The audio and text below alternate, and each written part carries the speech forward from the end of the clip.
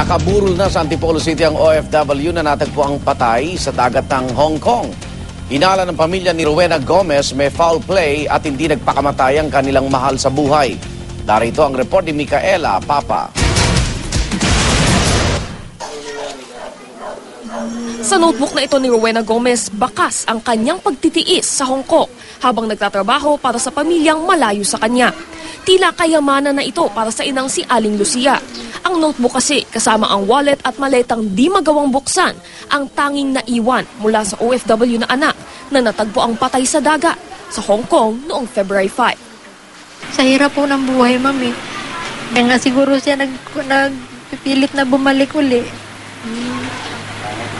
Kikita yung sitwasyon ng mga kapatid niya, mga pamangkin niya. Sa lamay, nakatakip ng tela ang labi ni Rowena dahil sa malubhang kalagayan ng katawan. Ilang buwan pa raw bago ilalabas ang autopsy result ng Hong Kong Police. Wala pa ring resulta ang sariling autopsy ng NBI. Ngunit kumbinsido ang pamilya na may foul play sa likod ng pagpanaw ni Rowena. Tagilid kasi ang ulo at may itim na marka sa dibdib at binti na animoy pasa ang katawan ni Rowena nang dumating mula Hong Kong kahapon. Kahit anong bigat po ng problema niya, maalala at maalala niya kami. Maalala niya yung pamilya niya. Na hindi na lang sa kanya umaasa, kundi iniintay na makauwi ng buhay.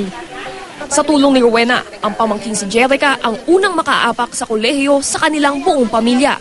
Ipagpapatuloy daw ni Jerica ang magandang kinabukasan, alang-alang sa tiyahing nagsilbing ikalawang ina.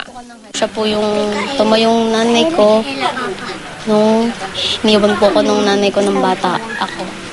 Ako po yung tutupad ng pangarap. Sa Miyerkules itinakda ang libing ni Rowena. Para sa unang balita, Micaela Papa reporting.